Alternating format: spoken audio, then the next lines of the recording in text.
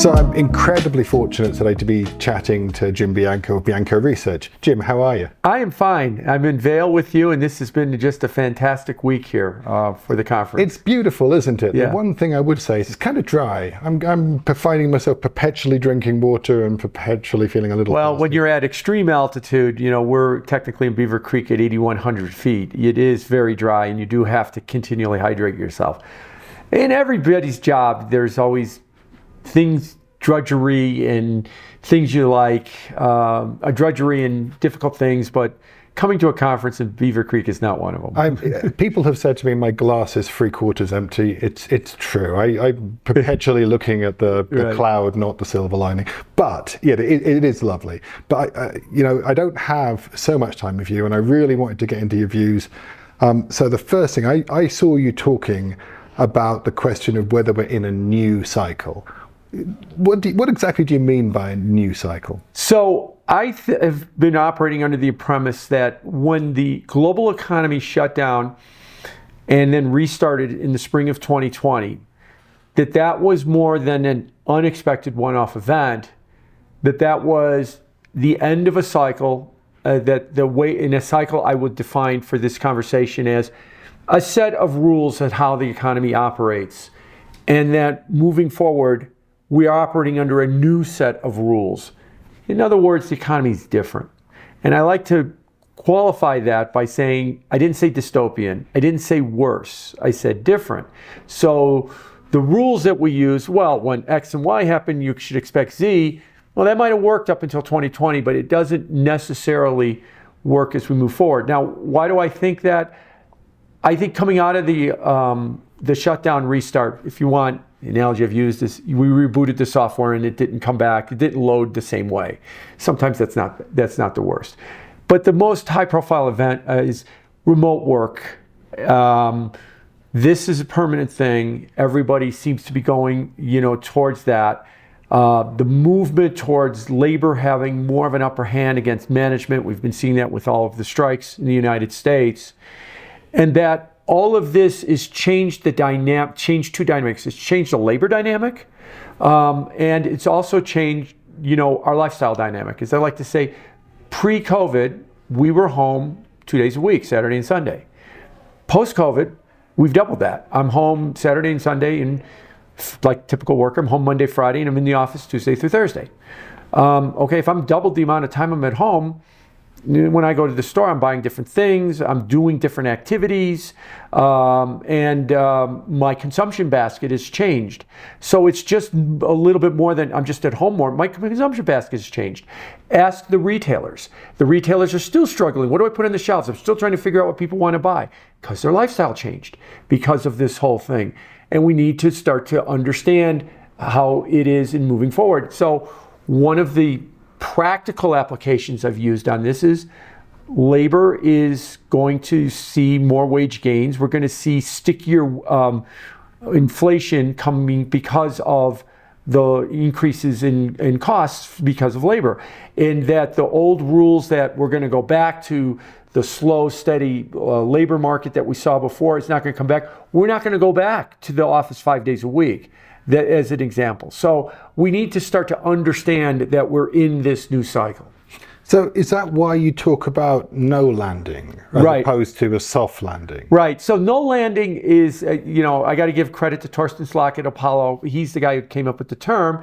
We talk about hard landing, which means a recession. And then we've got no landing.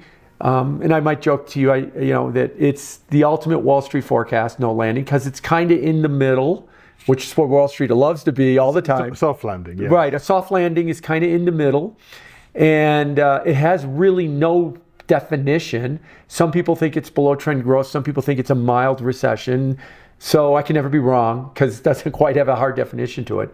And so to stick with the airplane metaphor, there's a no landing. So we've got hard landing, which is a crash, which is a recession, a soft landing, which is kind of in the middle, and then a no landing is the plane just keeps flying. That means we just keep churning out positive quarters of GDP. The no landing scenario, what I'm arguing is what has happened 85% of the time throughout history. 85% of the years in the last 100, we have positive growth. 15% of the time we have a recession. So that's all the no landing is. And so when I say I'm in the no landing camp, what I mean is we are going to get a positive third quarter GDP growth. I think we're going to get a positive fourth quarter GDP growth, and I think we're going to get a positive first quarter. So no recession. We're not going to flirt with zero. At least I don't see it yet. Now, why do I think that? Because I think that the wage growth, the nominal growth, the stickier inflation is going to keep these numbers afloat. No landing as we move forward, and that's going to keep the heat on inflation up. So that's all I mean by no landing. So these things are qualitative rather than quantitative. It's like a hard landing. Hard landing I can kind of define. Soft landing doesn't really have a hard definition. No landing doesn't really have a hard definition. Yeah, either. exactly. I think a lot of it, something I've recently started asking myself is whether I should think of the Fed as hawkish.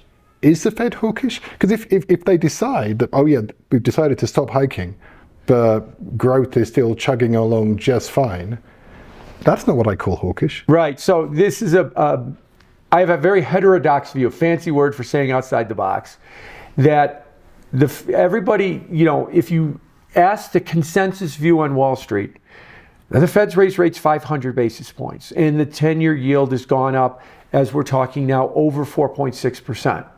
That's a huge eye-popping kind of move that has to have some kind of implications. Well, the yield curve inverted, so Wall Street has been unusually pessimistic on the economy, calling for a recession in 2 quarters. Now, they've been saying that for a year, and they're still saying that in 2 quarters we'll have a recession. Never seems to ever arrive. And therefore, they're all bullish on bonds because by duration, because once that recession hits and the Fed has to pivot and start cutting rates, we will have a big rally in bonds. Now, as of we're recording, that has been pretty much the argument all year. And pretty much all year has not worked that way at all. Bonds are getting crushed right now. We're talking on September the 28th. Right. And it's just been one ratcheting higher and higher and higher in yields all through the last couple of weeks. Because I think, to my heterodox view, that 500 basis point rise in rates, I think that most of it has been following what is the new neutral rate higher. Because of higher inflation, the no landing meaning growth. And if we're in a new cycle with more labor, then we're in a cycle where you would have to have bigger premiums in the market to anticipate upside surprises on inflation. So in other words, term premiums widen out, real rates are going to stay much wider than we think. And I'll give you an example on real rates. Real rates, which is the yield in the 10-year less the inflation rate. It's about 2% on TIPS, Treasury Inflation Protected Security Yields. And Wall Street's freaking out. Oh, it's the highest since 2009. Well, yes, it is the highest since 2009. It's a 14-year high, so therefore it's too high. Well, what about the history of TIPS that go back to 99? Well, the average real yield is 1.3%. Okay, so we're a little bit above that.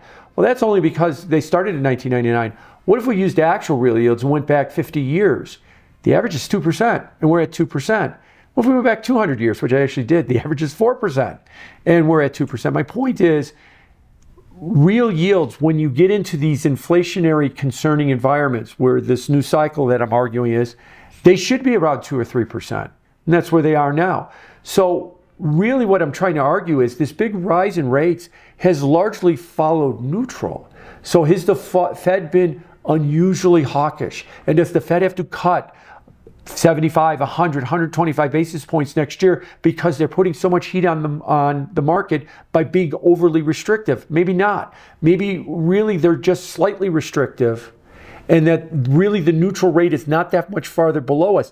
Again, it's a new cycle. A lot of old cycle thinking is, well, of course, we're going to go back to zero on the next downturn and interest rates. No, that was the old cycle. I think in the new cycle, if we had a recession, we go back to 3 on interest rates. We don't go back to 0 until we get past what I call this inflationary period. Forgive me, I'm really enthusiastic on this theme. It gets me very excited because I'm a very weird guy, but also because I think it's obvious the Fed is not really that hawkish because they talk about higher for longer. And a lot of the work is meant to be done not by pushing rates up to where the Taylor rule would say they should be, but by leaving them at a slightly elevated level. That doesn't seem hawkish to me. That's where you don't want to go too far because you're afraid. You're afraid of the possible consequences. So you're going to leave them a little elevated and say, let's see if that works. Right. Well, we had Warren Mosler due to come here, and unfortunately for health reasons, he couldn't make it. But Mosler has a really interesting argument. I don't know if it's right. I think he is right, but I'm often wrong, so I'm not sure. He argues that if you start off, when you have debt to GDP of 100% and move rates 500 basis points, you have created a 500 basis point fiscal stimulus where the government, on a flow of funds basis, the government is shoving 5% of GDP into the economy in the form of coupon payments. Now, it's not a very progressive stimulus because giving bondholders money to spend isn't the most progressive thing. The bondholders are not usually the poorest people in the economy, but it is a stimulus. So Mosler's argument is the Fed thinks it's pressing on a brake. It's actually pressing on the accelerator. Does that strike you as just as too extreme, or what do you think of that? Well, I'm familiar with the argument, and that is a foundational argument for modern monetary theory, which Mosler has been a big proponent of too. And it is a theory, by the way, that Erdogan in Turkey has definitely fallen into, and he has been promoting this idea that because Turkey has inflation, it's because they have high interest rates, and that all of these interest incomes are flowing into the economy. That's the money. So we have to cut rates to bring inflation back down. Yeah. Now, I understand the mechanics of the argument, but I think what it's missing is that 500 basis point coupon payment that is flowing through into the economy does not come into the economy uniformly. It's not that all of us are getting a stimmy check for the same amount. When I talk about higher interest rates, and I am talking at an investment conference here, I see a lot of glum faces in the crowd because it's all a bunch of risk asset owners that don't want to see higher interest rates. They don't want to see the competition with stocks of the do-nothing competition of rates going up. Sure. So they see it as a retardant to the economy, and I think they're right. If I gave the same speech to a retirement community in Boca Raton, they would probably stand and cheer at the idea of higher interest rates. So really the question is that the interest payers, that are people that receive interest income are going to benefit. The people that have to pay interest income are going to get hurt. What is that mixture? And I think that when you really cut it through with the economy, it's probably a net negative that interest rates are going up. There are segments of the economy where it's going to benefit. Look, we're all going to benefit from pulling out our phone, transferring our money from our 1 basis point yielding Chase account to our 5.5% yielding Chase money market fund.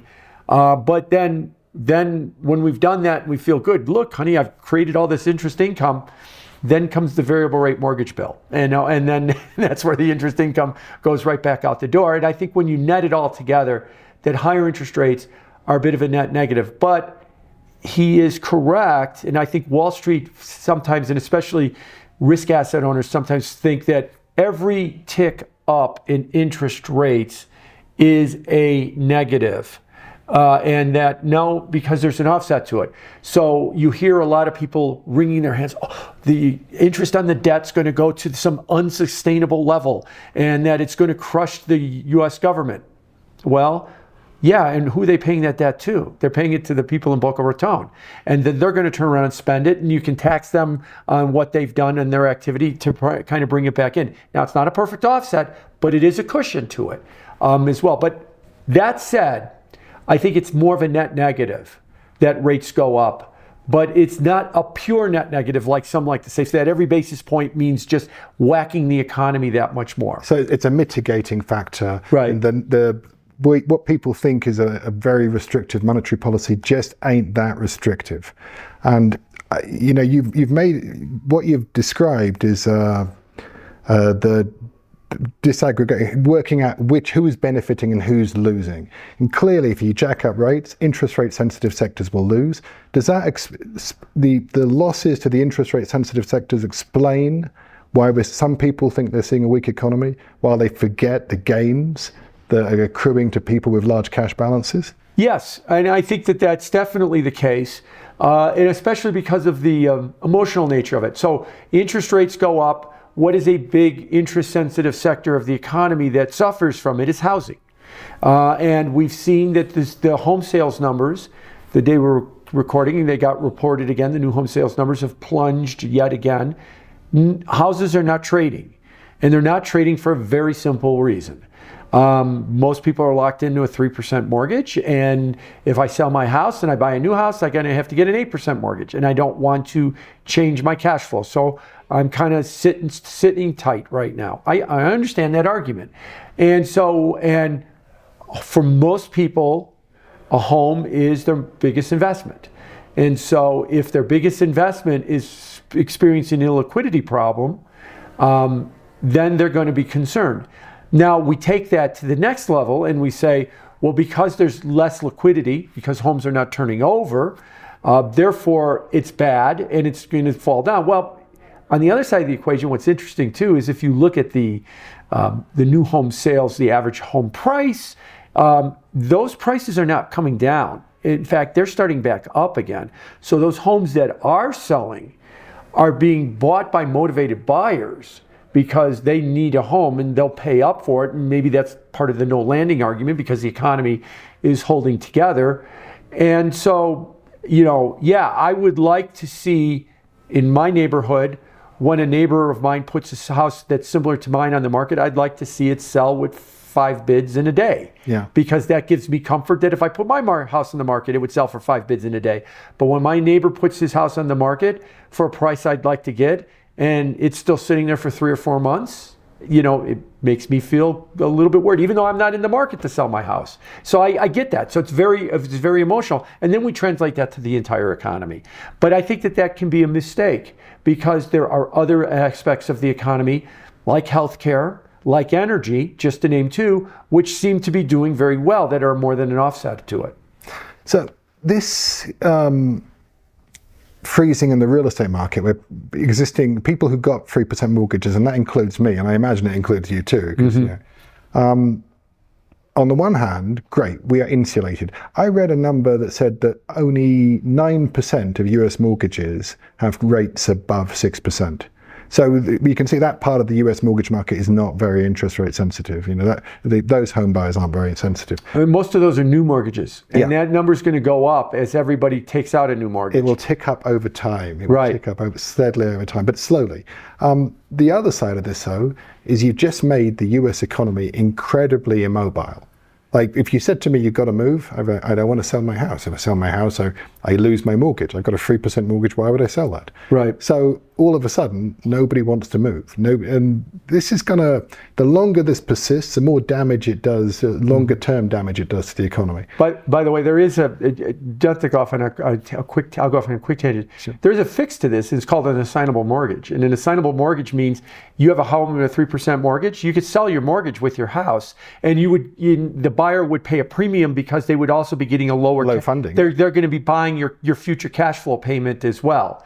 And then that extra premium that you get, you could apply to your new 6% mortgage that would effectively bring it down to a 3% mortgage. But we'd need legislation to change that to become assignable mortgages. It'd be a big transfer to homeowners from mortgage bondholders, right, relying on that duration tick down. Right. As people are forced to move, you die, whatever. Right. Those mortgages do expire, even if they're deep in the money, so they shouldn't go. So there's that. The other thing is, you push rates up, and interest rate sensitive sectors hurt. The stories we're all hearing about the real estate market in CRE, office sector, and even multifamily residential. It seems to me where I am in New England, cap rates are about 6.5%, and funding rates are maybe 7.5%. Someone's just lost a load of money. They just don't know it yet. A bit like the Sixth Sense, Yes. I see dead people that just don't know it yet. Yeah. Doesn't that matter? Yeah, it does matter. It matters, it especially matters, for the financial sector, which is why regional banks, 70% of all CRE loans are written by a regional bank, and they usually hold a lot of those on their balance sheet. So that's why the regional banks are suffering. We keep thinking it's because they're going to fail. No, it's because their profitability is at risk. So I think that those stocks are down so much. So your money in a regional bank is safe. You're not going to lose your money if you own the stock and you're expecting them to send you a dividend. That might be a different story. But I think, yes, there is that issue, but that's not necessarily an interest rate problem.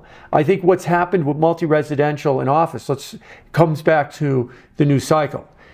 Work from home, remote work. If that is indeed the case, this is why office real estate is struggling. Now, the problem there has been for 3 years, as we've seen work from home, we first of all, the Kubler-Ross five steps, we first mocked it, get out of your pajamas and get back to the office, and then we fought it, and then we bargained with it, and then we went through depression, and now we're finally into the acceptance part of that. But that has nothing to do with interest rates. The multi-residential, that's the lifestyle change. If I only have to go to the office 2 or 3 days a week, maybe I don't necessarily have to live 10 minutes away in an apartment that I didn't really want to live in. I could move further out or move to another state and change my lifestyle. And we're seeing a lot of that happening as well too. One of the conference goers here moved up here during COVID and never left, and it still is very vibrant in the Wall Street community from Vail, Colorado. So that's just one example of that. So yeah, I think that this is part of the transition that we're going through. This would have happened even if we were at 3% rates. So I don't think you necessarily want to pin this the office market is in trouble, the residential real estate or multifamily real estate market might be in trouble.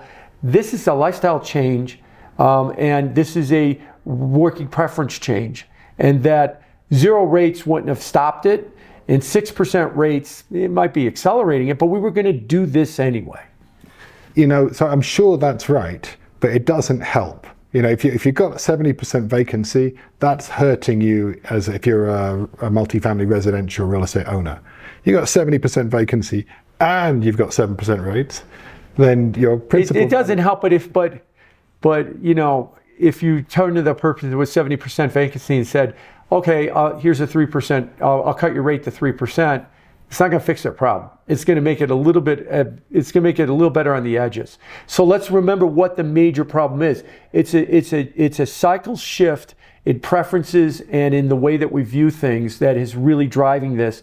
Not that everything was fine and that we just piled on interest rates. And by the way, on that subject, Wall Street, as I said, this is a heterodox view that I have, that we're going to have no landing with this new cycle. You hear phrases from Wall Street all the time, normalization. Jake Powell at his press conference last week used the word rebalance 3 times. These are code words for that thing that happened in 2020 when we laid off 14 million people and then called them all back to the office and was just a temporary thing. And that we're all going to wind up going right back to the rules of 2019, rebalance, normalize. And this is really, to me, it's the bigger issue. Is that right? Every time you use the word rebalance, I want to say, stop, your whole analysis is wrong. Because you're assuming we're going back to the cycle of 2019. You're assuming that we're still in a 2% inflation world. You're assuming we're still in a 5-day office workday world. You're assuming that we're still in a neutral interest rate world of somewhere around 2%, if not lower. If we're not, and that 2020 marked a cycle change. And by the way, when I say change, what I really mean is we accelerated cycles. This whole work from home thing was happening. It's just we leaped ahead 20 or 30 years. I know, it's beautiful proof of concept. Once you prove it, you have to ask, why am I here when I could be there? Right. And then you get this accelerated acceptance of the concept, and we all have to change. Right. Past a tipping point. So when we hear the words normalization and rebalance, that's why I want to say stop right there. Whatever you forecast next, it doesn't matter. How do we know that why are you so sure we're going to go back to these old rules? Yeah. And that if we're not, and we are stuck in a higher, stickier inflation world with labor having more control over management and in demanding higher wages, and and I just don't mean unionized workers. I mean, you probably know as well as I do, people I know that said the boss wanted me back 5 days a week, so I quit. Well, in 2019, if you told me that, I would have sent you to a psychiatrist. In 2023, it's like, yeah, that's what people do now. And that's how much we've changed in 4 years. That's a gigantic change in 4 years as well. So when I hear the word rebalance, I want to know what's out of balance. I mean, you're right, there's a mean reversion component there. Mean reversion is the most powerful drug on Wall Street. That I can tell you that there are people that have made successful careers on Wall Street. You say, this stock's up a lot, or this is up a lot. Yeah, well, it's going to come back down. This stock's down a lot. Yeah, we'll buy it because it's going to go back up, because they just think everything mean reverts. Yeah. And there are cycles where that works. But mean reversion is one of those strategies that has a high success percentage. If I play mean reversion, I'm right 60-70% of the time. But you're wrong. When you're wrong, yeah, when you're wrong, you get annihilated. Is what happens with it. So something is out of balance. I can kind of agree with that. I'm not sure something's going to we're going to mean revert. I agree with you. We have these fundamental changes. We're not going to. So let me give you an example. So is there a historical analogy to what I'm talking about? Yeah. And I think it's World War II. I think it's the 1940s. In September 45, the war ended. If you go back and you look at the statistics, in October 45, we had minus 2 million on the payroll report, which was the largest until the spring of 2020. And what was that? That was the war ended. We didn't need you to make Sherman tanks and P-51s anymore, or M1 rifles, so we laid off 2 million wartime production workers. We celebrated that because we were ready for the war to end, and at that moment in 1945, everybody knew that the economy starting tomorrow morning was going to be very different, and we had to transition to a new economy. And we had some fits and starts through the 40s. We had a bout of inflation. The metrics then went to about 20%. On today's metrics, it'd be about 9%, similar to what we've seen now. We had a recession in 47. We had another recession in like 49, 50, and then we had a boom. That's because we transitioned the economy. This is similar, except the big difference is you've got guys like Dave Solomon, the CEO of Goldman Sachs, and Jamie Dimon, the CEO of JP Morgan, basically arguing nothing has changed, and that we need you to get back in the office 5 days a week, and we need everything to return to normal. So when we look and say, look, things have changed, we need to restructure the economy for this new post-pandemic economy, we've got many voices saying, no, we don't need to restructure it. We need you to get out of your pajamas, go back to the office is what we need. So we're not doing it. We're wasting time. So eventually we'll recognize the new set of rules that we're working on. And I'm not going to pretend to tell you I know what they are. I just know that they're not the 2019 rules. Yeah. And so then we could get about restructuring on the economy. Until then, we are going to stay out of balance. A year and a half ago, supply chains had a huge shortage, and we were all obsessing about container shipping rates and that they were through the moon, and we were watching the number of idle ships in San Pedro Bay off of the LA and Long Beach ports. Yeah. And then all that stuff crashed down to huge gluts, and there was no ships that were off in San Pedro Bay, and it went back the other way. And then we said, see, that was just a one-off. Well, that's all bottoming, and it's starting back up again because we haven't quite gotten this cycle into order one more time. Just to stick on the supply chain, as I understand the supply chain, it's very efficient within channels. What do I mean by that? I'm a retailer, and I call up my supplier and they say, red sweaters aren't selling as much, I needed blue sweaters. I can have them in 2 days, some blue sweaters. But if I call up my supplier and say, sweaters aren't selling, I need shoes, and I don't want them delivered to LA, I want them delivered to Charleston. And it's out of season. 2 years. It'd take him 2 years to reorient that part of the supply chain because you're asking to go out of channel. And so the supply chain needs to be a little bit more robust as we understand we're home 4 days a week, not 2 days a week. Our lifestyles have changed, our preferences have changed, and as we understand what that is, we're going to be calling our suppliers and say, I don't need them from China, I need them from Indonesia, and I don't need them in LA, I need them in Long Beach, or LA or Long Beach, I need them in Charleston, and I need this whole new set of stuff, and I need it Thursday. They're like, no, I'll have a proposal on how we're going to do it for you in 3 months, and then it'll take us 15 months to do it. And we need to start thinking about it in those terms, but we're not, because we got people like Diamond and Goldman, my two favorite whipping boys, saying, just shut up and get back in the office, and let's all pretend it's 2019 again. Usually when I hear Jamie Dimon speak, I ask myself, how does this affect his compensation? And in this particular, I would bet that JP Morgan owns its own office buildings. Yeah. Those are not leased. So if this... No, they built a new office. They built a new $1 billion office tower in Midtown Manhattan, and he wants bodies in it. I mean, you don't really want to write that down to 30% of value. That would make me depressed too. Right. But you know, and I get people to ask me that all the time. And I always like to say, single-handedly, you know, just because Goldman forces everybody back in the office or Diamond forces everybody back in the office is not going to revalue real estate. He's not going to get the headquarters of P&G in Cincinnati to go, oh, well, they're all back in the office at JP Morgan's tower in Midtown. We got to get everybody here in Cincinnati back to the office 5 days a week. It's irrelevant to P&G what JP Morgan decides to do with their workforce. So, you know, I sometimes think about the collateral damage associated with these big valuation shifts. And when I say collateral, it's a pun, because I really mean as collateral.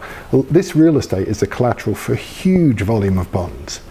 And we've got CMBS, we've got all sorts of things, insurance companies. This is an asset for them, endowments and real estate related lending. If we mark this stuff down by 30 cents on the dollar, a lot of people are going to get hurt. Yep. Does this not concern you? Where does this lead? Oh, no. This definitely concerns me.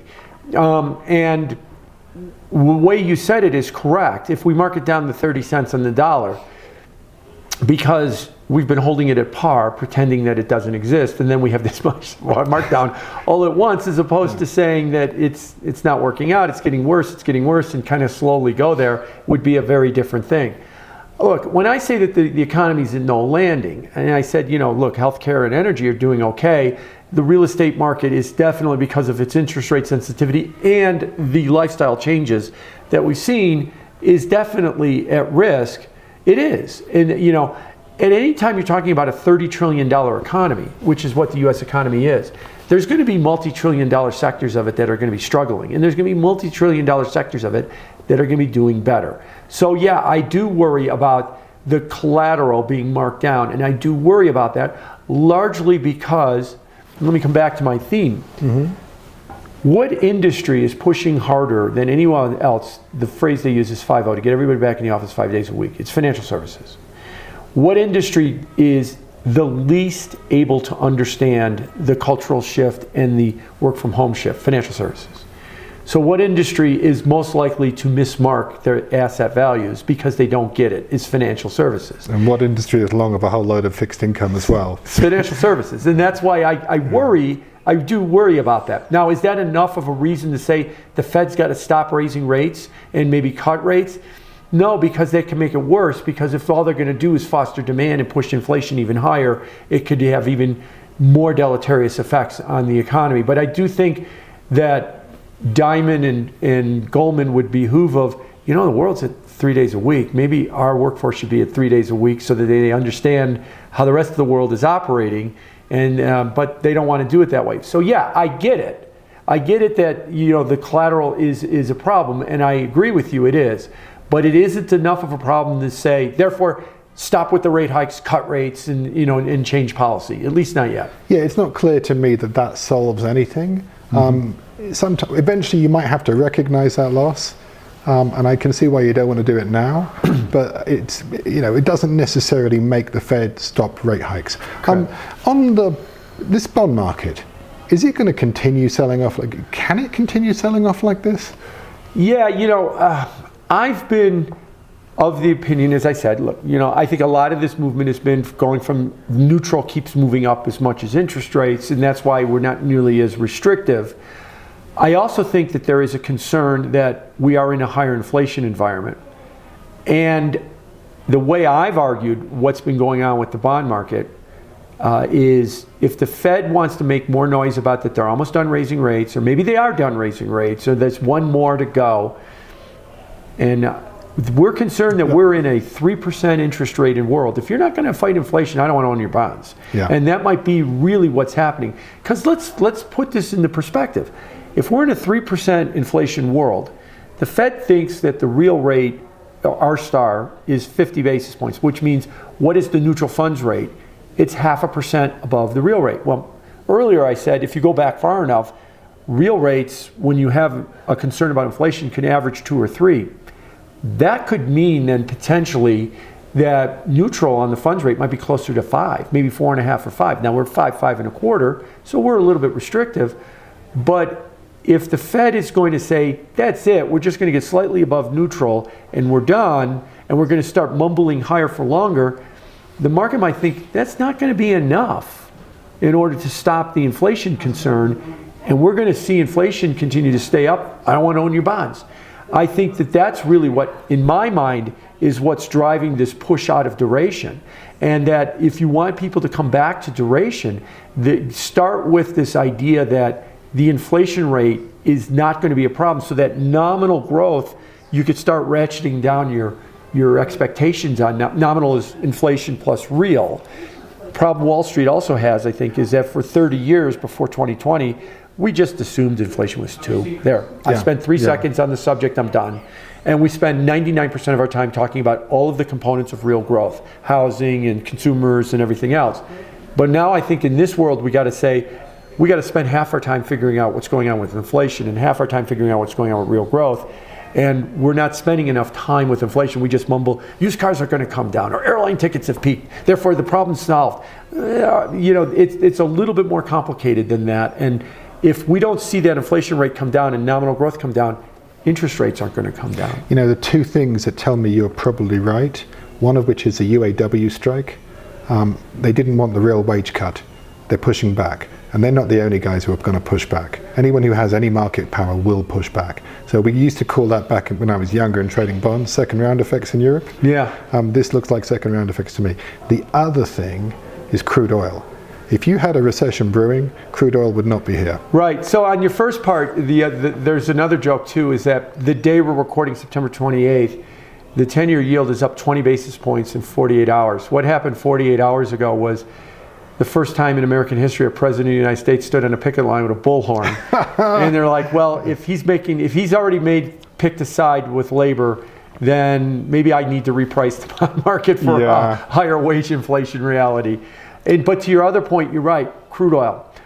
If you look at crude oil prices in general, we all like to think that they're supply driven, and they are. I mean, I'm not suggesting that they're not. And yes, OPEC plus, the Russians and the Saudis have cut back on production, and everybody points to that. See, that's why prices are going up. But they're also a metric of demand. Now, Bloomberg has an interesting series that they do, which is called implied demand of crude oil.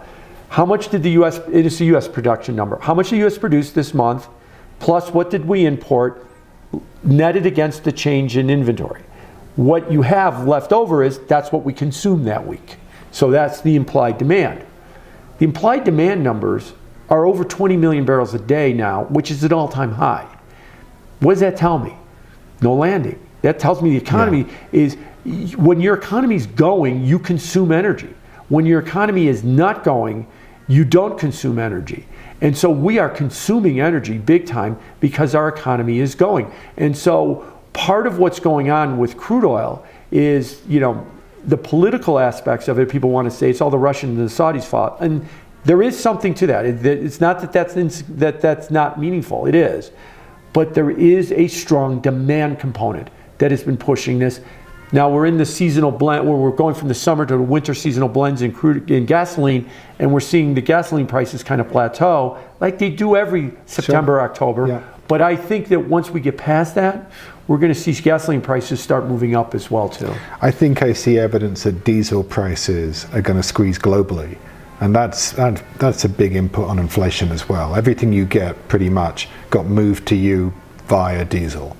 So there's a lot of reasons to think inflation isn't coming down. Energy goes into transport costs, it goes into manufacturing costs, it goes into some of the production costs. Where do you think plastics come from, or asphalt for that fact too? Those prices are going to go up as well. So you're going to get, an assessment on your real estate taxes because asphalt prices went up when they repaved your road. So it filters through in a lot more than just the price at the pump. The price at the pump is just the emotional thing that we see with it. I think we're pretty much out of time. Is there anything else you wanted to raise that I didn't touch on, or what have I missed? What should I have asked you about? The only other thing I'll raise in 2 minutes is if you look at the stock market, and a lot of people have raised this, the Magnificent Seven are roaring ahead. If you take them out and you look at the S&P 493, it's up less than 1% for the year. If you look at the Russell 2000, it's unchanged on the year. The vast majority of the stock market is still struggling except for those 7 stocks. Yeah. Why is that?